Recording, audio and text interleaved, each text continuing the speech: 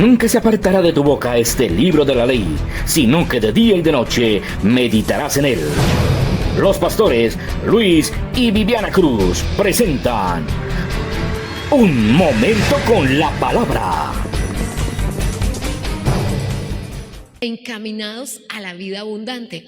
Nuestra primera entrega siempre tiene como propósito hacer una introducción, que empecemos nosotros a acercarnos a la vida abundante, que empecemos nosotros a caminar hacia una vida gloriosa, que empecemos nosotros a decirle al Señor que estamos seguros, que Él va a darnos esa vida abundante. Nuestro texto guía es San Juan, capítulo 10, versículo 10. Sé que todos lo sabemos de memoria, pero para quienes no conocen San Juan, capítulo 10, dice, y allí aparece en pantalla, el ladrón vino a robar, a matar, a destruir, mas el Señor Jesucristo vino a darnos vida y vida en abundancia.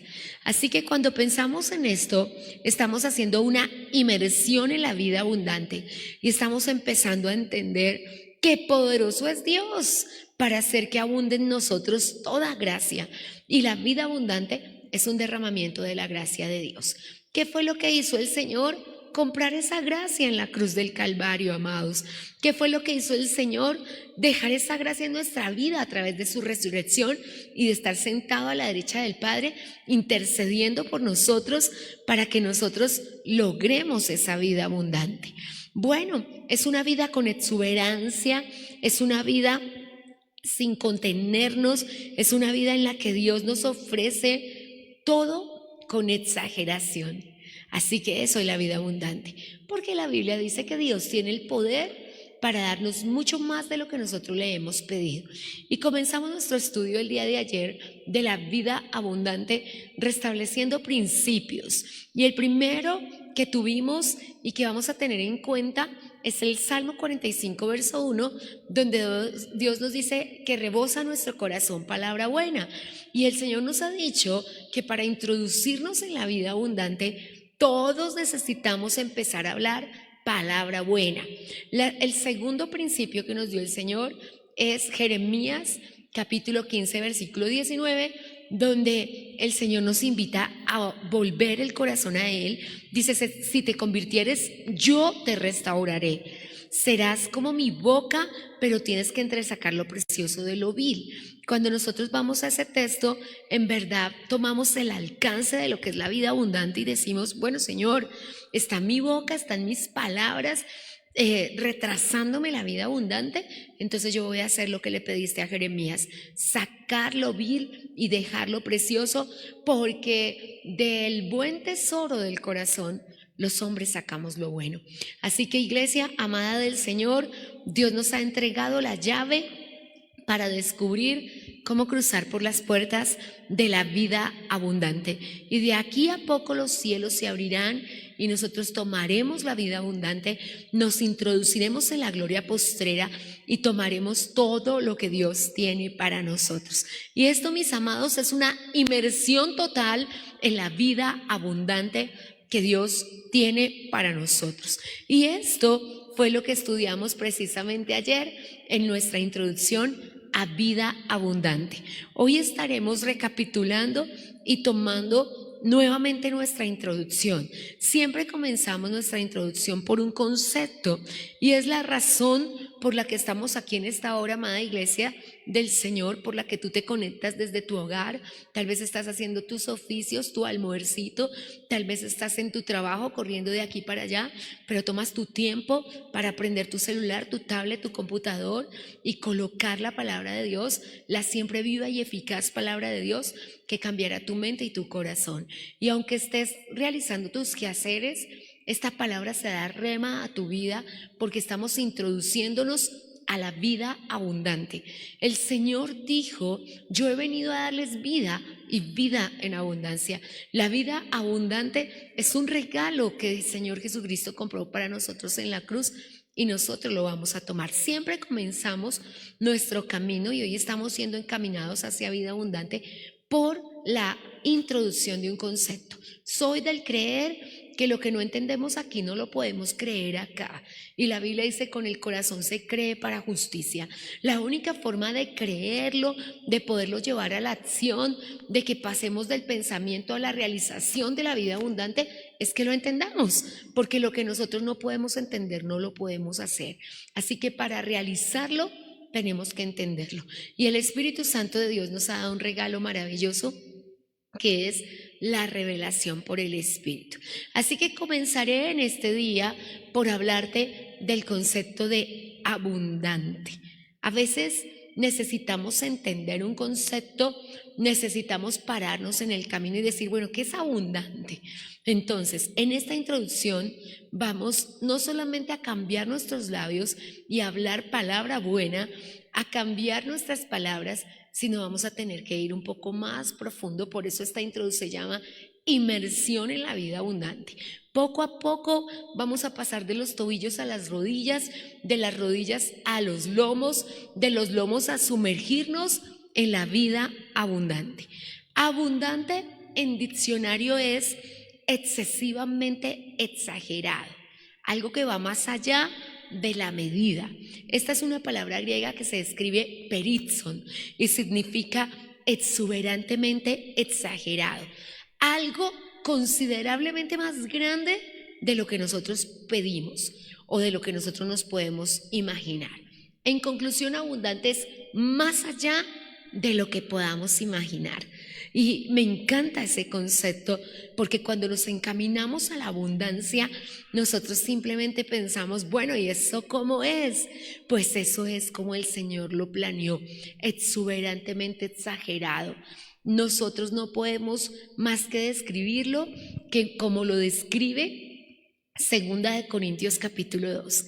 Y amo este texto y animo a todos quienes nos acompañan en sus hogares y en casa de Dios a escribirlo. Los textos del Señor es muy importante tenerlos en la mente y en el corazón. Y en 2 Corintios nos dice el Señor, 1 Corintios capítulo 2, perdóneme, estoy corriendo. 1 Corintios capítulo 2, donde se nos hace una proclama acerca de la revelación por el Espíritu, dice así, con respecto a la abundancia. Primera de Corintios capítulo 2, versículo 9. Es Primera de Corintios. Dice así, antes bien, como está escrito, cosas que ojo no vio, ni oído oyó, ni han subido en el corazón de ningún hombre, son las que Dios ha preparado para los que le aman, aleluya. Lo que nadie ha visto, lo que nadie ha oído, lo que ni siquiera ha subido en el corazón de ninguna persona, Dios lo preparó para nosotros, para darnos vida y para darnos vida en abundancia. Hoy, al introducirnos a la vida abundante y hablar de que abundante es exuberante, exagerado, algo que va más allá de lo que podamos imaginar, necesariamente tenemos que conceptualizar abundante. Y el Señor nos habla de que la abundancia anda en el reino de lo revelado, en las cosas que ojo no ha visto, en las cosas que ningún oído ha oído. Dice, y va más allá el apóstol Pablo a los Corintios y dice, cosas que ni siquiera nadie ha pensado. ¿Sabes que eso es lo abundante? ¿Sabes que eso es lo que Cristo compró en la cruz del Calvario para ti? Cosas que nadie ha visto, cosas que nadie ha oído, cosas que nadie ni siquiera ha imaginado jamás. Y me encanta como lo cantaba la pastora Nicoska Ponce y decía, las cosas que nadie jamás imaginó son las que Dios tiene para ti y para mí. Así que abundante es recibir lo completo, abundante es recibir lo verdadero, abundante es recibir lo que Dios compró para ti en la cruz del Calvario. Al ver nosotros con nuestros ojos físicos esas puertas abiertas espirituales y financieras, al ver las oportunidades nuevas, al ver las relaciones saludables, al ver los sueños personales cumplidos, nosotros no tenemos otra cosa para decir que son cosas que ojo no ha visto, son cosas que oído no ha oído, y Dios las tiene preparadas para los que le amamos. Así que, iglesia amada del Señor, hay cosas reservadas para ti porque le amas. Y soy muy clara, la Biblia coloca en la línea final del verso 9 del capítulo 2 de Corintios, son lo que Dios ha preparado para lo que le aman.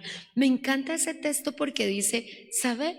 Dios está preparando cosas para los que le aman. ¿Sabe? Dios tiene cosas reservadas para su iglesia. Y cuando vamos a Primera de Corintios capítulo 2 versículo 9 dice, cosas que ojo no vio, cosas que oído no oyó, cosas que nadie jamás imaginó, que no han subido al pensamiento de ningún hombre, son las que Dios está preparando para los que le amamos. En San Juan 14, cuando Jesús le dice a sus discípulos que se va a preparar morada para ellos, una mansión celestial y para nosotros, cabe en este texto que tenemos hoy. Entonces, amada iglesia del Señor, estoy recapitulando lo que la Biblia nos dice en este día, es que es vida abundante. El concepto de abundante es una palabra griega que se escribe perizon y significa excesivamente exagerado, más alto de lo que podamos imaginar, más allá, sin medida. Cuando pensamos en esas dimensiones y en ese concepto, porque la nueva dimensión del Señor, dice Jod, es más alta, es más ancha, es más profunda. Cuando pensamos en esa dimensión, pensamos en que solo lo puede dar Dios. Esas son cosas que solo pueden ser entregadas por Dios. Ayer estudiamos un poquito que la abundancia es un regalo de Dios y que viene precisamente de Él. ¿Para qué? Para abrir puertas de oportunidad que estaban cerradas, para crear vida espiritual, para darnos oportunidades nuevas, para darnos sueños cumplidos, para decir yo soy el que hago nuevas todas las cosas. Y entonces, por supuesto, todo recibido y basado dentro de la voluntad de Dios. Así es, por ejemplo, el concepto de vida eterna, San Juan capítulo 17, versículo 3 nos dice, esta es la vida eterna, que te conozcan a ti, el único y verdadero Dios. Tenemos un concepto de vida eterna, ¿cierto que sí? Pero nosotros no tenemos un concepto muy claro de vida abundante. Si le preguntamos a todas las personas dentro de la casa de Dios ahora mismo y a todos los que nos acompañan desde sus hogares, ¿qué es vida abundante? Absolutamente todos damos un concepto distinto, porque no es un concepto que tengamos claro, porque Jesús nos definió la vida eterna como conocerle a Él, que eso es vida eterna. Nosotros tenemos un concepto claro de vida eterna, pero no tenemos un concepto claro de vida abundante. Pero iglesia, por tu vida abundante Cristo murió, por tu vida abundante Cristo resucitó, por tu vida abundante Cristo ahora mismo sentado a la diestra del Padre está intercediendo con papá, por tu vida abundante. Así que bien podremos nosotros hacer un esfuerzo y aprender qué es vida abundante. Y como este es un viaje que apenas comienza, ¿cierto? Porque nosotros ya obtuvimos el concepto de vida abundante en la cruz y esta vida nosotros ya la tomamos, pero debemos empezar a vivirla.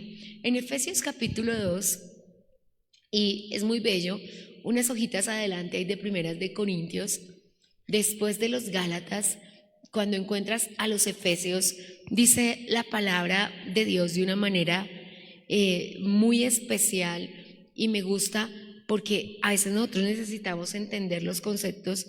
Efesios dice así, porque esta es una oración, ¿no?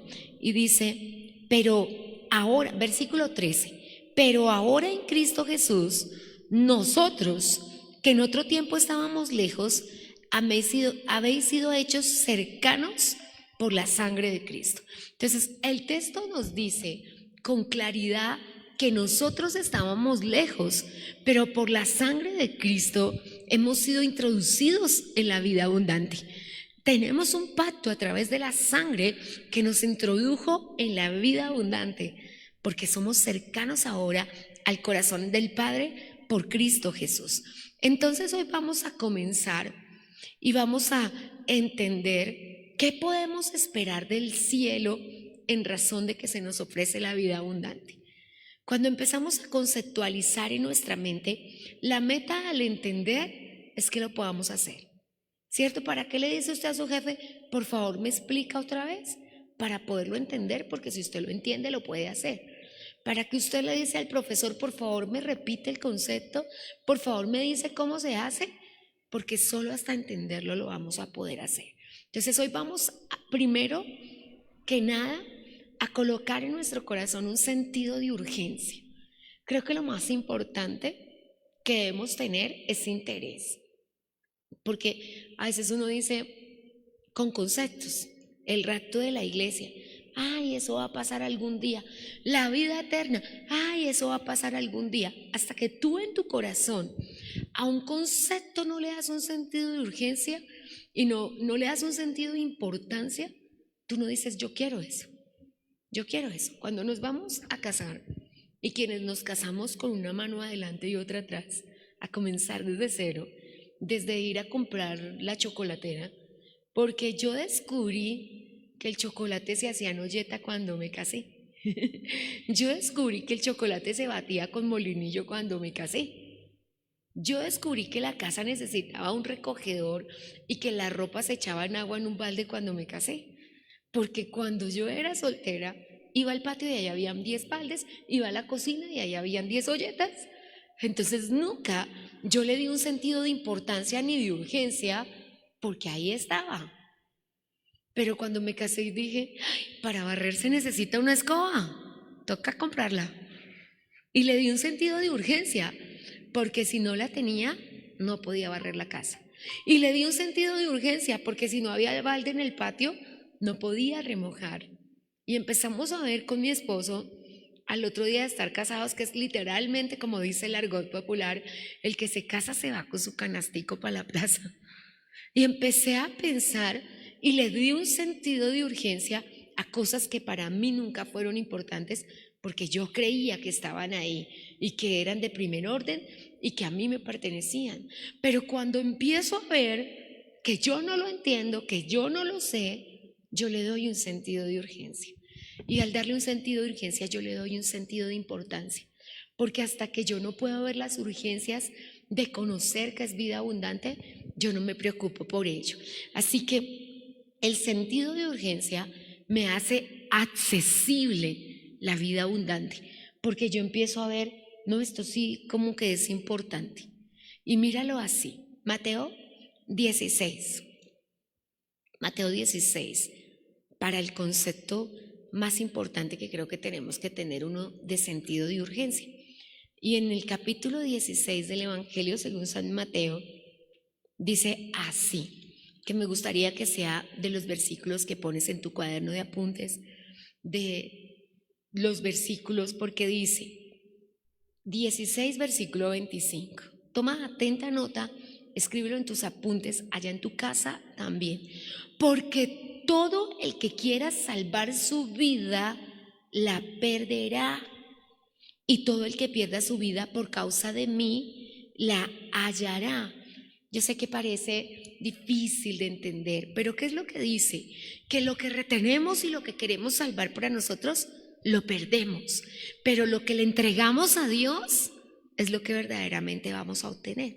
Y me encanta este versículo, en Nueva Traducción Viviente dice, el que retiene su vida la pierde, el que la entrega la conserva, porque todo lo que le entreguemos a Dios lo conservamos, pero todo lo que retengamos nosotros lo perdemos. Entonces cuando pensamos en esto, en ese sentido de urgencia, ¿qué quiero? ¿Quiero salvar mi vida o quiero perderla? Es la pregunta que hacemos hoy. Obvia respuesta, ¿cierto? Esto es una pregunta retórica. No necesitaría respuesta. Sí, quiero salvar mi vida. Es la respuesta que está implícita. ¿Cómo lo hago? Introduciéndome en la vida abundante, introduciéndome en lo que Dios compró. Y para esto tengo un ejemplo que siempre traigo a mi mente, que me lo encontró el pastor Ricardo en uno de los primeros comienzos de los congresos de avivamiento. Vino toda una delegación de uno de los grupos indígenas de Colombia, creo que de este sector que queda entre los dos valles y entre Popayán. Yo los conozco, se me escapa el nombre ahora, comunidades emberas, Mi hermana les ha predicado en el Chocó, pero ellos están del Chocó para abajo en el valle. Y ellos tomaron un bus, lo alquilaron, como más de 40 personas en un bus de 40 pasajeros con niños, y se vinieron. Cuando le contaron al pastor que ellos estuvieron 2 días afuera durmiendo en la calle en razón de que estaban esperando que se abrieran las puertas para el Congreso, el pastor se reunió con su equipo y les pagaron un hotel. Y entonces ellos llegaron a dormir. Pues resulta que esta comunidad no se acostó en las camas, no tomó el desayuno, no entró al baño, no se bañó en las duchas, porque a ellos nadie les dijo que todo estaba pago. Ellos pensaron que de pasar de dormir a la calle a dormir bajo techo era más que suficiente. Y no durmieron en la cama, no entraron al baño, no se bañaron en la ducha y no tomaron el desayuno en las mañanas. Todas las cosas que estaban pagas porque nadie les dijo que ellos podían tomarlo. Y cuando pienso en eso, me veo a mí misma y a la iglesia de Jesucristo no tomando la vida abundante porque no sabemos que está allí ya pagado en la cruz del Calvario como vida abundante. Y nos quedó grabado en el corazón como personas que tenían derecho a una camita durmieron en el piso, que tenían derecho a entrar al baño, que tenían derecho a bañarse en una ducha de agua caliente. Bogotá es frío, y que tenían derecho a tomar un desayuno en la mañana. No lo tomaron porque no se preocuparon por saber qué era lo que había pagado. Si tú no te preocupas por saber lo que Cristo pagó por ti en la cruz del Calvario, entonces vas a vivir una vida cubriendo tus necesidades, viviendo, como decimos en Colombia, asando y comiendo, sin saber que Dios para ti compró una abundancia. Entonces eso es lo que nosotros estamos haciendo ahora, entregándonos a la vida abundante. Y tal cual como hacemos en nuestros ayunos, vamos a dar unos conceptos. El primero de ellos, ayer nos dijo el Señor 2 principios, ¿cierto? 2 principios. El primero, Salmo 45:1, rebosa mi corazón palabra buena. ¿Cómo te introduces en la vida abundante? De lo que rebosa tu corazón. ¿Recuerdas las palabras del Señor Jesucristo? De la abundancia del corazón habla la boca.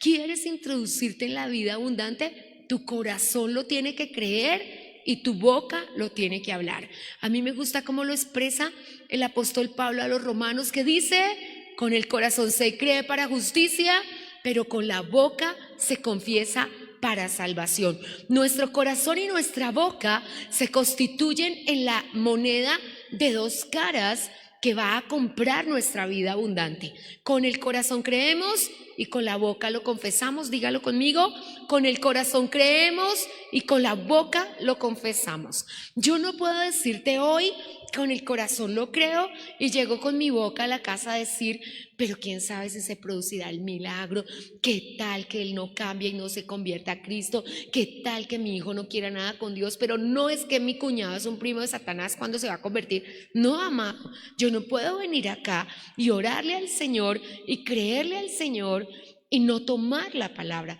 Las piedras hablarán, pero no necesito a las piedras. Tengo una Biblia y puedo tomar un rema del Señor. Hoy cuando se acabó la alborada, una amada me dio un rema. Mati estaba pasando por un dolorcito de un diente y yo sufrí un poquito por eso. Y entonces estuvimos orando con mi esposo y ayer salimos de la casa de acompañarlo un ratico también orando y estábamos así en el corazón como orando todo el tiempo.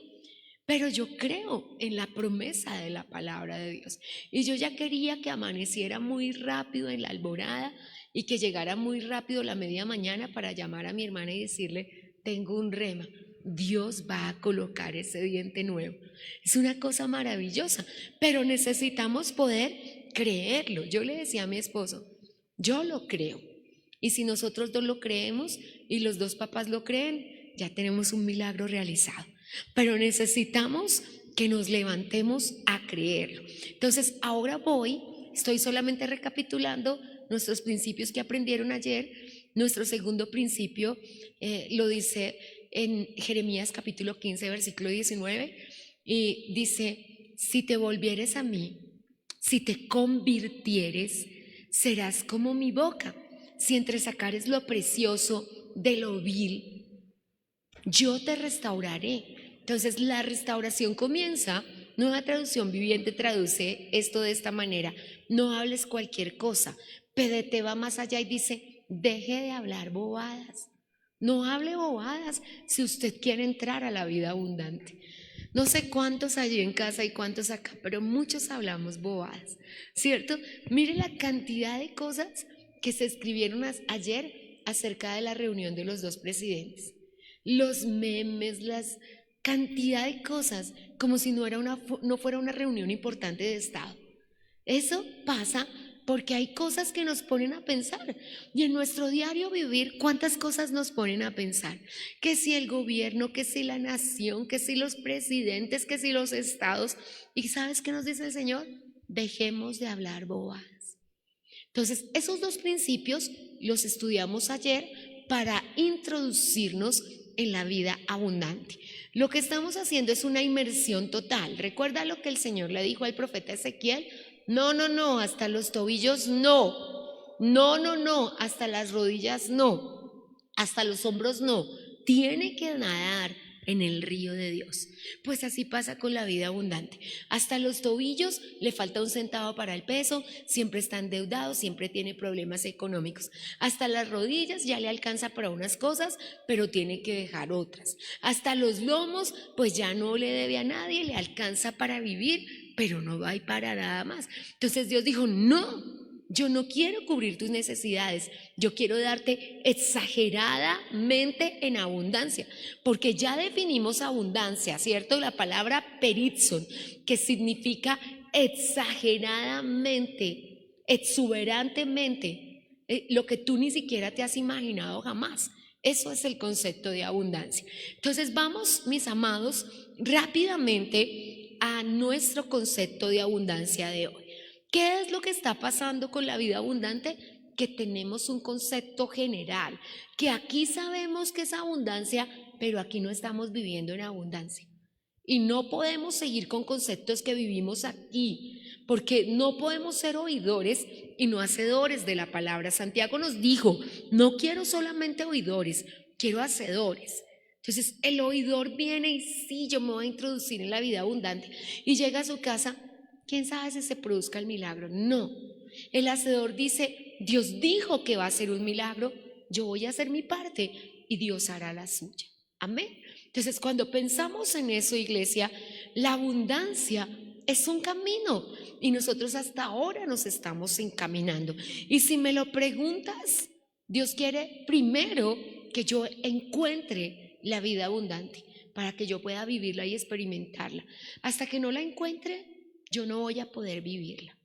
Y sería muy triste que yo llegue al cielo y me digan, como a la comunidad en Vera que vino a la convención, allí en donde el pastor Ricardo: pero te pagamos desayuno, pero te pagamos una camita y una ducha caliente. ¿Por qué dormiste en el piso y por qué no te bañaste y por qué no usaste el baño?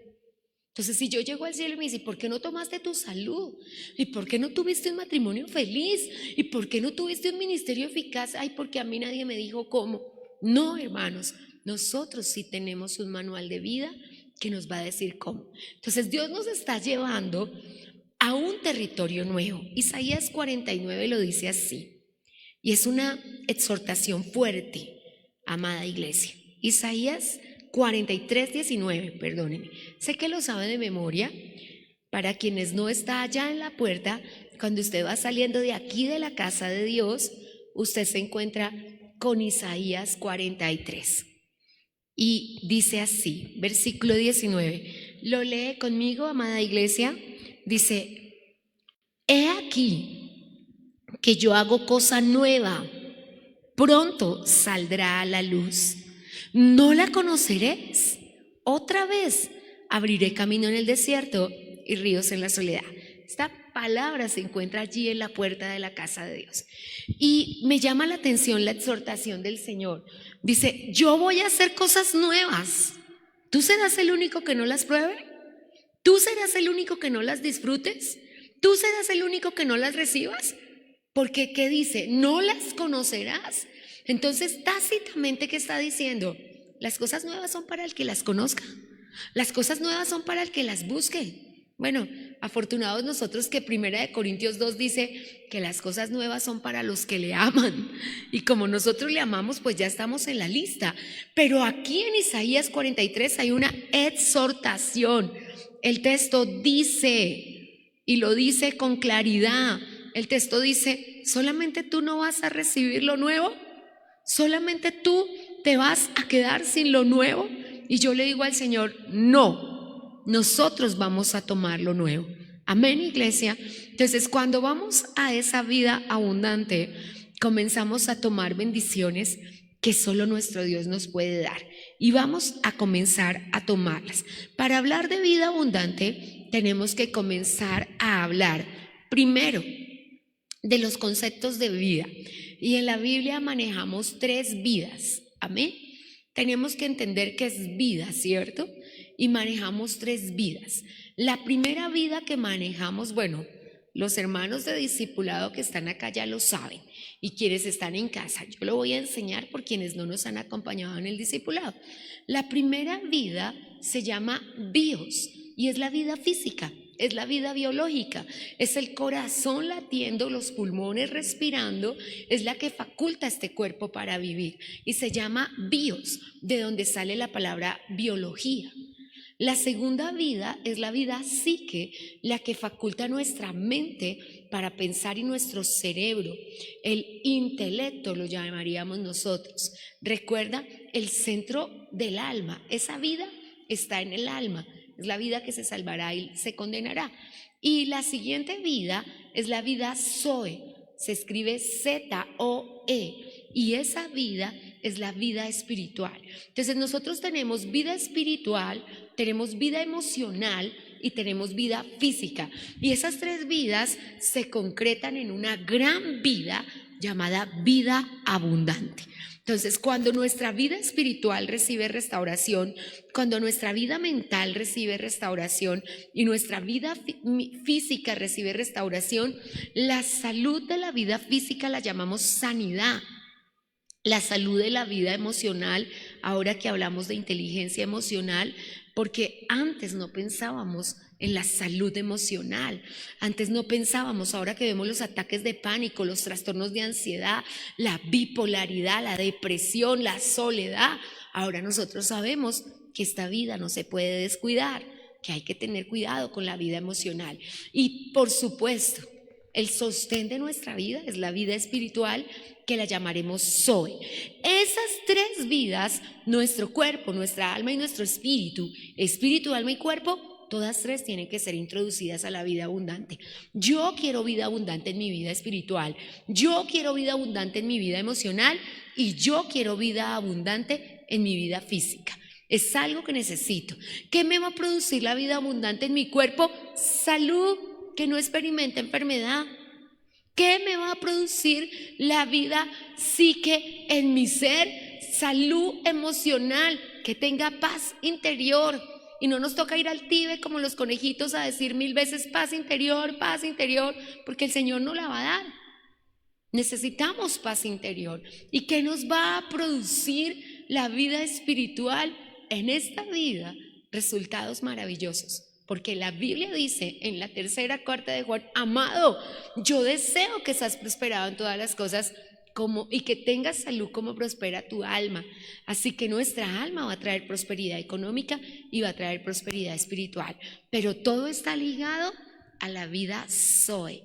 Cuando nosotros partamos de este mundo, la vida bios se la van a comer los gusanos, la vida Zoe vuelve a Dios porque el espíritu vuelve a Dios, y la vida psique será la que se salvará o se condenará porque cada persona decide para dónde va su alma, si para el cielo o para otro lado. Así que cada uno de nosotros, al introducirse en la vida abundante, camina por esos senderos. Amén. Dios nos está llevando al territorio de la vida abundante. ¿Qué es la vida abundante? Entonces, es la fuente de la salud espiritual, mental y emocional y física, es la fuente del gozo, es la fuente de la paz interior, es la fuente de la salud mental, en ese orden de ideas. Pues, ¿qué es entonces la vida abundante? El secreto de la vida. la fuente de la eterna juventud, lo que grandemente se ha preguntado el mundo entero: ¿cuál es el verdadero significado de la vida? No es lo que se pregunta el mundo entero, no es lo que estudia la filosofía, no es lo que ha tomado la mente y el corazón de los seres humanos. Y el Señor dijo: y esta es la vida eterna, que conozcas al Señor Jesucristo. Y ahí está la fuente de la bendición. Amén. Así que en este año vamos a encontrar la llave de esa verdadera vida que se llama la vida abundante.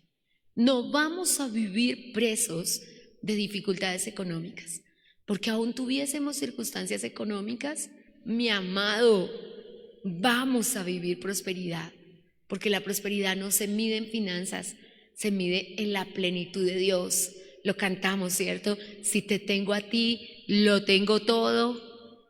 Mi amado y mi tesoro es Dios, y donde esté mi tesoro estará también mi corazón. Amén. Así que cuando pensamos en esto, en este año vamos a encontrar las llaves de la vida abundante. Ayer hablamos de 2 principios, ¿cierto? Guarda mi boca, y si hablo correctamente, Dios me introducirá en la restauración plena. Entonces, yo quiero decirte algo. Para introducirnos en la vida abundante, la primera llave que yo tengo que abrir, y lo toqué un poquito esta mañana en la alborada, y quiero decírtelo a ti, es permitir que yo no me quede con lo que sabe mi mente, sino con lo que cree mi corazón.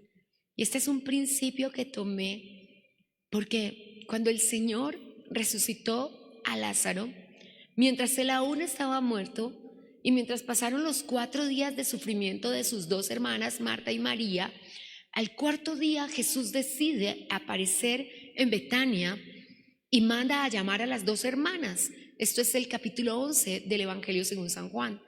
Cuando manda a llamar a Marta y a María, Marta, que siempre es presurosa en los oficios, llega primero hasta donde está Jesús y le dice: si hubieras estado aquí, mi hermano no se habría muerto. Y entonces Jesús otra vez: Marta, Marta, porque Jesús ya no sabe qué hacer con Marta, ¿cierto? Porque ella sabe mucho, pero cree poco. Y entonces el Señor: Marta, ¿no te he dicho que si crees verás la gloria de Dios? ¿Crees que tu hermano va a resucitar? Y ella contesta a lo que tú y yo contestamos siempre: yo sé. A veces llegamos a un culto y esa palabra, yo sé. Hermanos, vamos a leer Juan 11, yo sé de qué se trata. Vamos a leer Juan 10, yo me lo sé de memoria, yo sé y yo sé. Y sabemos tanto, pero creemos tan poco. Y entonces, como Marta sabía tanto, le dijo a Jesús: sí, yo sé que va a resucitar en el día postrero. Y el Señor le dijo: ¿y por qué no crees que va a resucitar hoy? Porque cuando sabemos mucho, creemos poco. Y yo quiero invitarte a que lo sepas, pero también lo creas. Y tenemos que pasar del saber al creer, ¿cierto? Porque con el corazón se cree para justicia. Necesitamos pasar a ese conocimiento. Entonces, ¿qué te quiero decir? Primero, no nos quedemos en el saber en la mente, creamos en el corazón. Si tu mente lo sabe y tu corazón no lo cree, no se va a producir el milagro, por mucho que lo sepas.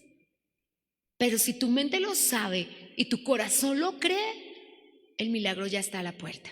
Amén. Así que necesitamos tomarlo, como lo dice Romanos 10. Con el corazón se cree para justicia. Entonces, algunas personas dirán: yo había escuchado esa palabra. En los 20 años que tengo en el Evangelio yo ya la había leído.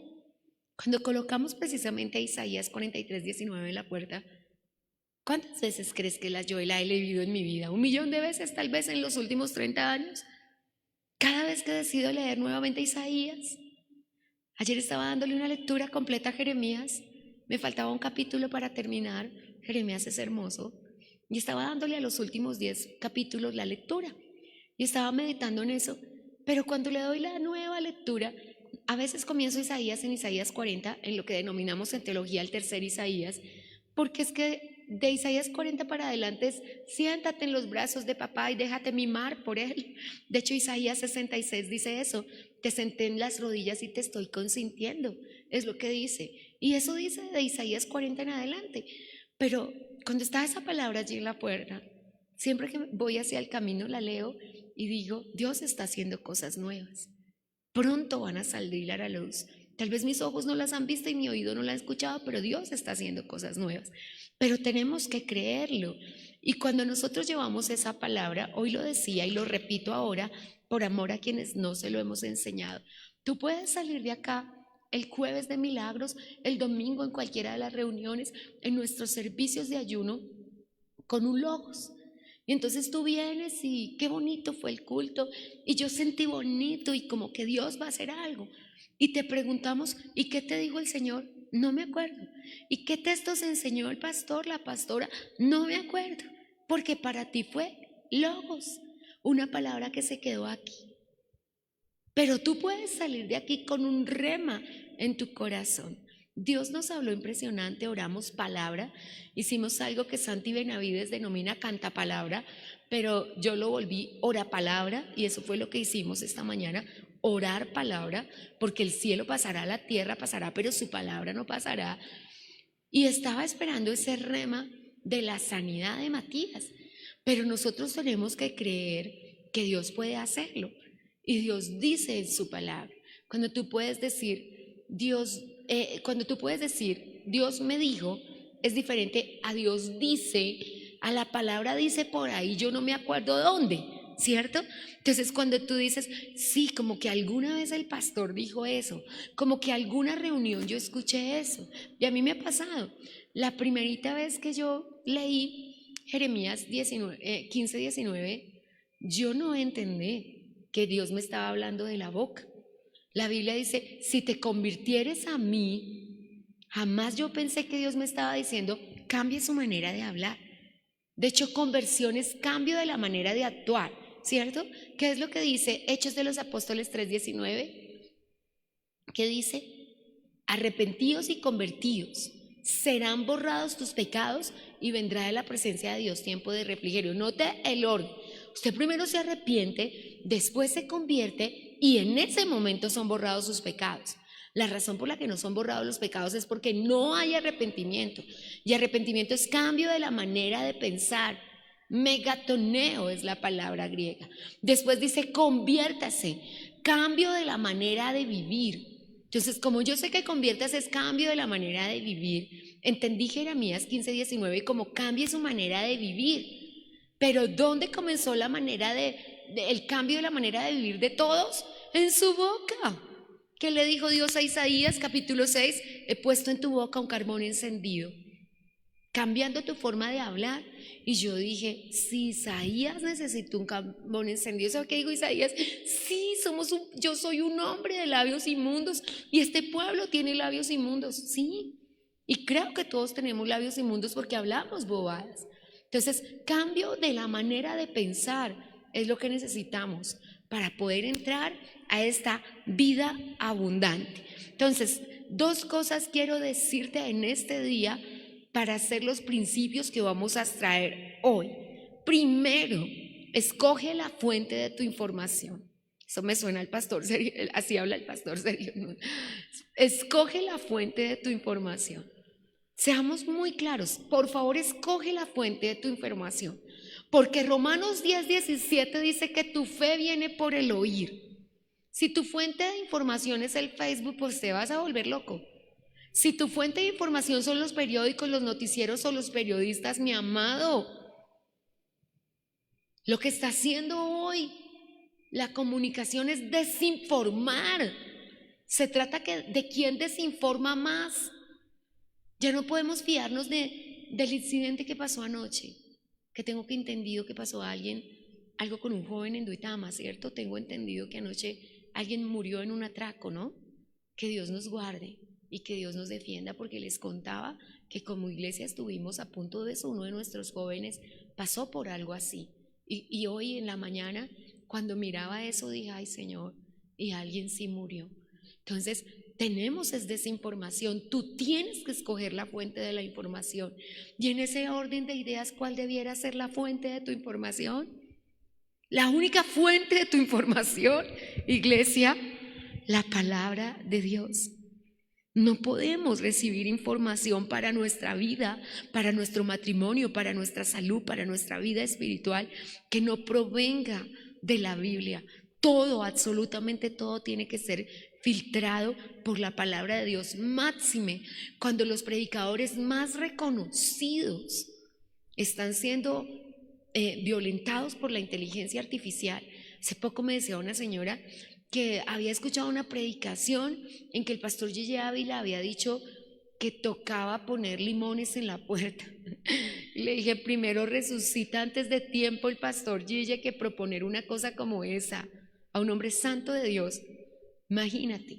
Pero tenemos predicaciones ahora del pastor Billy Graham diciendo cualquier cosa y no son ellos, se están haciendo nuevas. Por favor, si vas a escuchar a alguien, entra a la página oficial, cerciórate que sí es él, y si la voz notas que sí es. Yo ya casi no escucho nada con inteligencia artificial, salvo la página oficial del pastor Sir Rod, que toda tiene inteligencia artificial. Pero de lo contrario, escoge la fuente de tu información. Romanos 10:17 dice que tu fe se origina en lo que oyes. Romanos 10:17 dice, la fe viene por el oír y el oír de la palabra de Dios. La fe viene por el oír. La fe viene por lo que oyes. Si oyes chismes, si oyes mentiras, si oyes desinformación, allá cada persona que hable como quiera, pero que la fuente de tu información sea la palabra de Dios. Entonces escoge la fuente de tu información de esta manera. Ahí mismo en Isaías, unas hojitas atrás, Isaías 28:10 dice así, y es muy bello. Cuando lo leas en PDT te vas a reír porque lo dice como para niños, la M con la A, ma, pero yo te la voy a leer ahora en Reina Valera, y dice así. Isaías capítulo 28 verso 10, porque mandamiento tras mandamiento, mandato sobre mandato, renglón tras renglón, línea sobre línea, un poquito allí y otro poquito allá. De hecho, en este texto es que se basa el texto de Primera de Corintios del apóstol Pablo. Entonces, ¿qué dice? La fuente de mi información debe ser cada palabra que salga de la boca de Dios, línea tras línea, mandamiento tras mandamiento, renglón tras renglón. Segunda de Tesalonicenses 3:16 dice, toda la escritura es inspirada por Dios y útil para redarguir, para enseñar, para instruir en justicia, para mostrarte el camino. Quien te va a dirigir es la palabra de Dios. Y si tú no escoges bien la fuente de tu información, vas a tener otra fuente. Entonces, ¿cómo Dios imparte instrucciones? A través de su palabra. ¿Cómo Dios te enseña?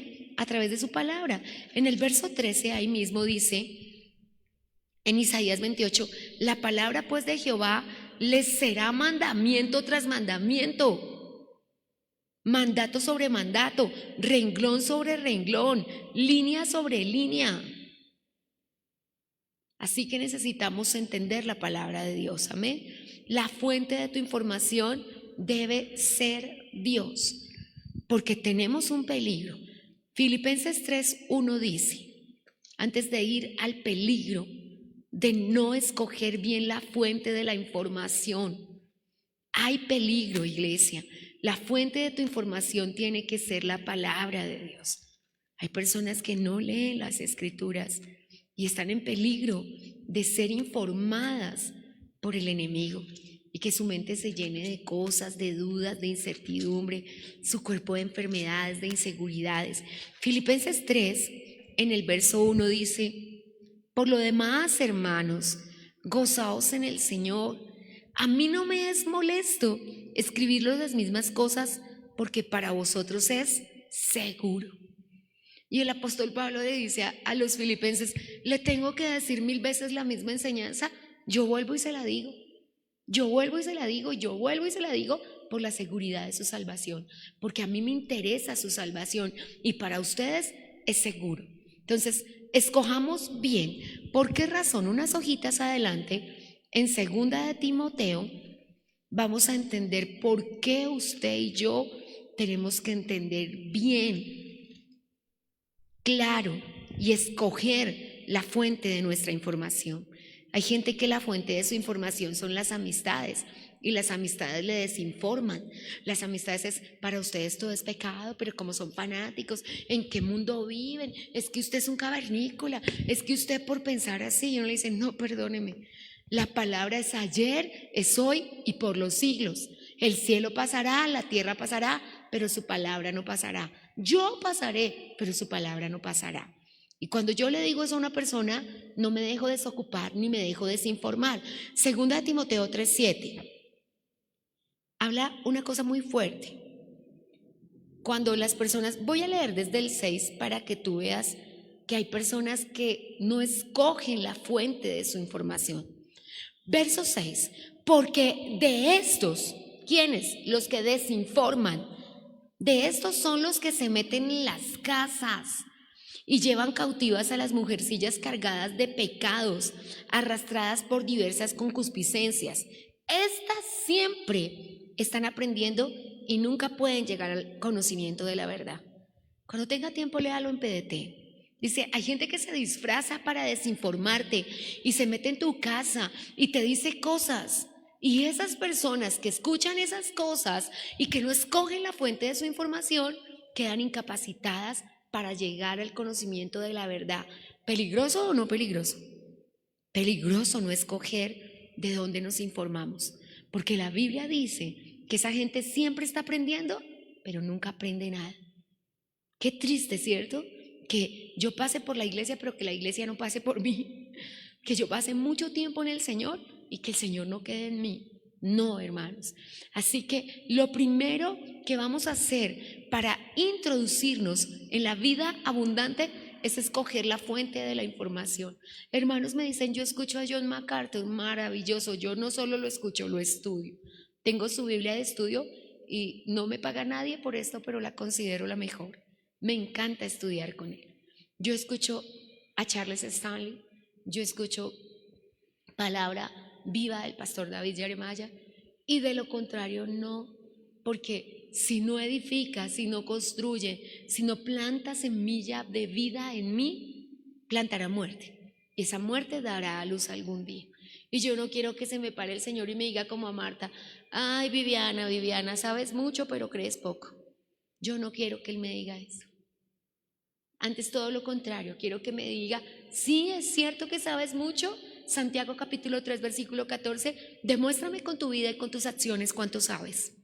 Porque eso es lo que dice Santiago capítulo 3. ¿Tú crees que sabes mucho? Muéstramelo en tu vida, muéstralo en tu comportamiento, muéstralo cómo reaccionas ante los problemas, muéstrame cómo tratas a tu esposa, muéstrame cómo estás formando a tus hijos, porque ellos son tu carta de presentación.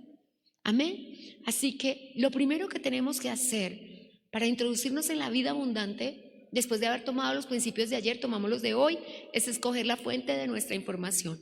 Y lo segundo que tenemos que hacer, y quizás sea lo más necesario de la vida, es ordenar nuestros pensamientos.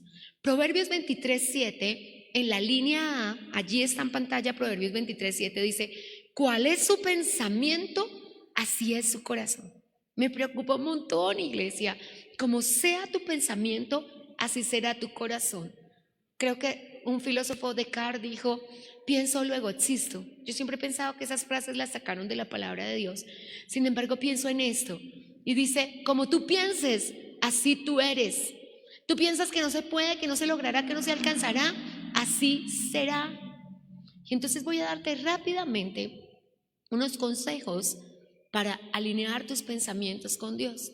En Isaías 55, Dios me dijo a mí un día, audiblemente y en persona, ¿vas a alinearte con mis pensamientos o vas a seguir escuchando las voces de este mundo? Entonces, para quienes necesitan alinear sus pensamientos, voy a tomarme rápidamente y con amor la prudencia de decirte cómo se alinean los pensamientos. Amén. Lo primero de ellos, segunda de Corintios, capítulo 10, versículo 5. ¿Cómo alineamos los pensamientos? ¿Cómo llegamos a la casa de Dios con un rema? ¿Cómo sostenemos ese rema toda nuestra vida?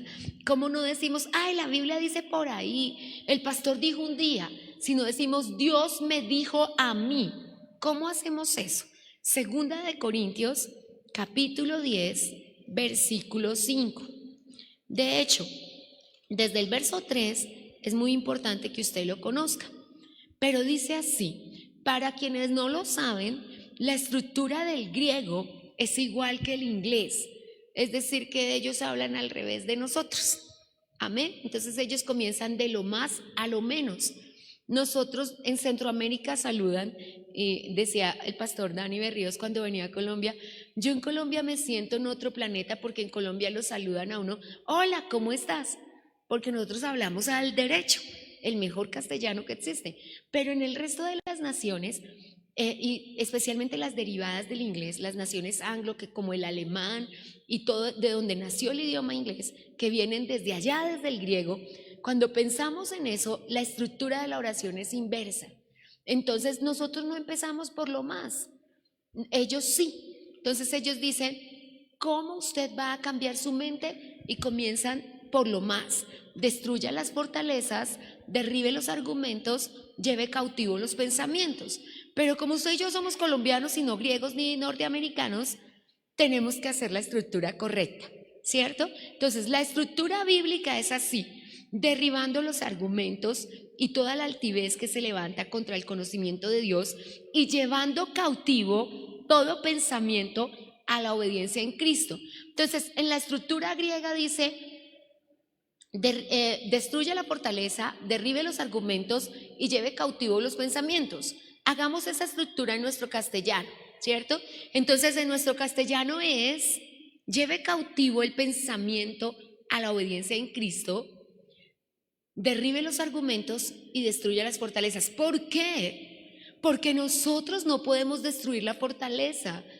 Eso lo va a hacer Dios. Ahora, sí tenemos fortalezas y hoy no me alcanza el tiempo para explicártelo, pero lo voy a hacer lo más breve que pueda, una explicación muy corta, pero tenemos muchísimas predicaciones en Facebook que te lo explican totalmente. ¿Qué es llevar cautivo el pensamiento en Cristo? Es impedir que se convierta en un argumento. Cuando llega el pensamiento te dice, ahí hay un ratón, qué susto, ¿cierto? Yo derribo el pensamiento, ya mi esposo lo va a matar, eso es pan comido y no vuelve a haber ratones en mi vida, ¿cierto? Cuando permito que se comiencen argumentos, voy a decir, no, es un ratón chiquito, por ahí debe ser la mamá, no, la rata debe ser así de grande, no, debe haber muchos, ¿cierto? Y eso ya no se convierte en susto, eso se convierte en miedo. Y el miedo se levanta a través de argumentos. Pero entonces yo no trabajo en destruir el miedo y permito que se convierta en una fortaleza que se llama temor. Y entonces me subo a la cama y me quedo en pijama y le digo a mi esposo, no vuelvo a salir a la calle porque la calle está llena de ratones. Porque debía haber cautivado el pensamiento. Con respecto a los testimonios, a veces nos pasa, y yo trabajo mucho en eso. Porque fíjese que cuando usted y yo íbamos a bailar y uno salía a la medianoche, nunca dijo, me van a atracar, me van a matar, me van a hacer de todo. Y hoy, ay no, yo no salgo del culto tarde porque de pronto me roban. Y yo le digo, Señor, un momentico, Señor. Teníamos osadía para pecar y no tenemos valentía para el Señor. No, vamos a ser valientes. Pero ¿cómo nos convertimos en valientes? Bueno, creo que este domingo a las 8 nos quedó muy claro. ¿Cómo nos convertimos en valientes? Recordando que Dios no nos quiere solamente valientes, nos quiere valerosos. Valentía son acciones individuales de valor. Eso es valentía. Hoy me tocó ser valiente, pero mañana vuelvo a ser miedoso, ¿cierto? Eso es valentía. ¿Pero qué es ser valeroso? Es mi estilo de vida. Es ser valiente todos los días, es ser valiente toda la vida, es ser valiente ante el cárcel, pero también ante la deuda, pero también ante los ladrones, pero también ante la enfermedad del hijo, pero también ante las circunstancias. Eso es valeroso. Y Dios nos quiere valerosos. ¿Cómo nos convertimos en valerosos? Nos convertimos en valerosos cuando lo primero que hacemos ante cualquier pensamiento, llegó el pensamiento y llegan los pensamientos. Precisamente estaba donde el padre Ricardo un día me dijo Dios que tenía que ir ese día. Me había comenzado a doler una pierna y en verdad el enemigo quiso tomar esos pensamientos. Entonces, como acababa de padecer un diagnóstico, el enemigo me quiso molestar con eso. Y cuando ya no podía casi mover la cadera, yo no fui por sanidad, se lo digo de corazón. Yo fui por paz interior, por una palabra fresca, por una palabra viva. Pero de repente, como siempre, el Espíritu precioso del Señor, estaban unas amigas viendo y estaban conectados muchos hermanos acá, que realmente cuando comenzó la primera palabra que soltó el pastor ese día, pues él tiene una palabra de ciencia muy certera. Te está doliendo la pierna, el dolor comenzó aquí, pasó acá, la cadera te está inmovilizando, pero ese no es el ataque del enemigo para ti. El enemigo te está amenazando con enfermedad por eso. No, yo cuando ya él terminó de hablar, fue la primera palabra que dijo ese día. En ese mismo momento Dios sanó mi pierna y no me volvió a molestar. Entonces, cuando pensamos en eso, nosotros es derribar argumentos. Fíjate que solo Dios sabía que ya el enemigo estaba colocando argumentos de enfermedad. No los podemos recibir. Entonces, ¿qué hacemos con los argumentos? Llevamos todo pensamiento cautivo a la obediencia en Cristo. Todo pensamiento cautivo, todo pensamiento cautivo a la obediencia en Cristo. ¿Cómo? Nos dice Efesios 4:23. Renueva el espíritu de tu entendimiento. A que tú y yo no sabíamos que tu entendimiento tiene espíritu. No lo sabíamos, ¿cierto? Pero sí lo sabemos ahora. Renueva el espíritu de tu entendimiento. Entonces, lo más maravilloso es que tienes un aliado para pelear contigo, por ti, contra los pensamientos. Creo, como dice una pastora y grandes pastores que han escrito muchísimos libros, en la biblioteca tengo nomás como 10 y títulos deben haber millones. De la batalla está en la mente. Y es absolutamente cierto, la batalla está en la mente. Entonces, ¿cuál es el trabajo a realizar? Cuando el pensamiento de ansiedad viene, cuando el pensamiento de temor viene, cuando el pensamiento de frustración viene, yo llevo cautivo ese pensamiento a la obediencia en Cristo. Y ahí comienzo a introducirme en la vida abundante, porque la vida abundante comienza cuando soy capaz de llevar los pensamientos cautivos, derribar los argumentos y no permitir que se formen fortalezas. No voy a tener que destruir fortalezas porque ni siquiera se van a formar, porque yo destruiré lo que quiere ser una fortaleza en mi vida desde que es un pensamiento. Yo he visto fortalezas en la vida de las personas, que no se puede, que en mi familia nadie se ha casado, que en mi familia nadie ha tenido una profesión, que en mi familia esto son fortalezas que esta generación y nosotros estamos llamados a destruirla. Y cierro con esto, Filipenses 4:8. ¿Qué nos da de consejo el Espíritu Santo?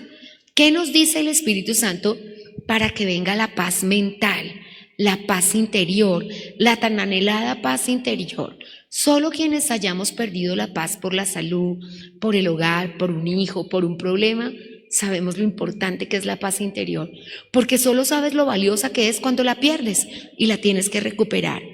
Y quiero detenerme en esto. El verso 7 dice: la paz de Dios, que sobrepasa todo entendimiento, guardará tu corazón y tus pensamientos en Cristo Jesús.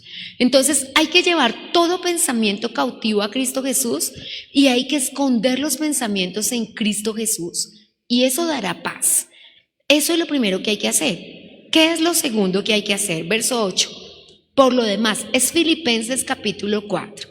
Filipenses 4:7, esto ayuda en todo momento de angustia. Cuando estés desesperado, cuando los pensamientos te bombardeen, cuando los pensamientos, porque es que yo te lo digo de esta manera y se lo muestro a veces. Job 38, verso 11 dice que Dios le dijo al mar: hasta aquí. Los textos de la Biblia dicen que a las montañas les dijo: hasta aquí. Y Dios le puso límite a todo, pero no le puso límite a nuestra mente. Y nuestra mente nos quiere jugar una mala pasada, porque nuestra mente es ilimitada. Usted es en película.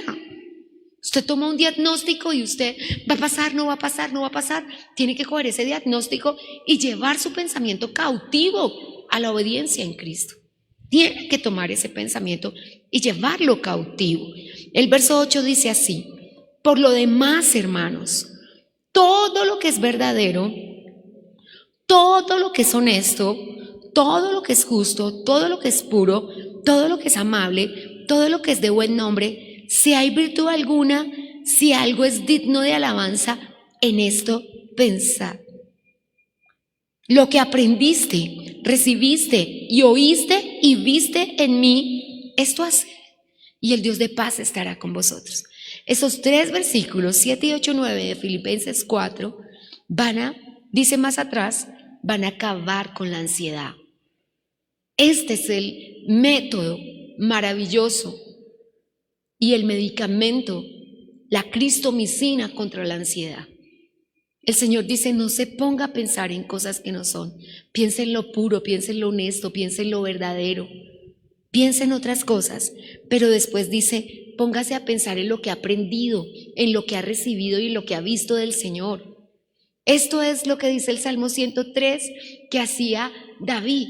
En lugar de pensar en lo que había perdido y en lo que no tenía, decía, bendice alma mía Jehová y no olvides ninguno de los beneficios. Entonces, cuando el alma le quería decir, ay, se va a enfermar, mire cómo está de mal, mire sus hijos cómo hacen con usted, él decía, alma rebelde, sujétate a recordar todo lo bueno que ha hecho Dios y no lo malo. A ver la parte del vaso que está llena y no la que está vacía.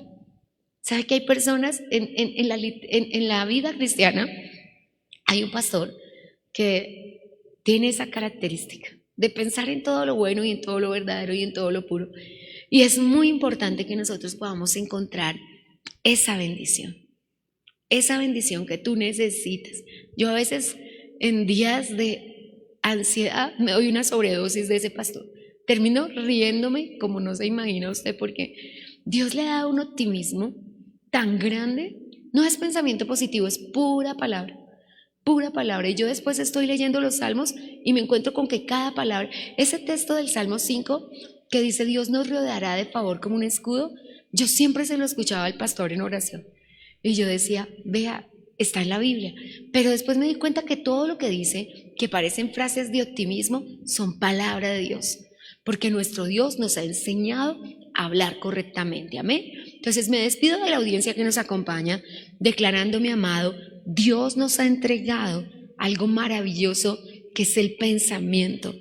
Tomemos nuestro pensamiento y llevémoslo a la obediencia de Cristo y nuestra imaginación será santificada y nuestra imaginación no nos va a jugar una mala pasada convirtiéndonos en personas ansiosas, sino que vamos a ser personas llenas de fe y felices, porque la felicidad empieza con fe, es la primera palabra, es la primera sílaba de la palabra felicidad. Así que me despido diciéndole a todos, Dios vence toda ansiedad, llevando todo pensamiento cautivo a la obediencia en Cristo Jesús. Amén. Hemos escuchado Un Tiempo con la Palabra, con los pastores Luis y Viviana Cruz. Dios los bendiga.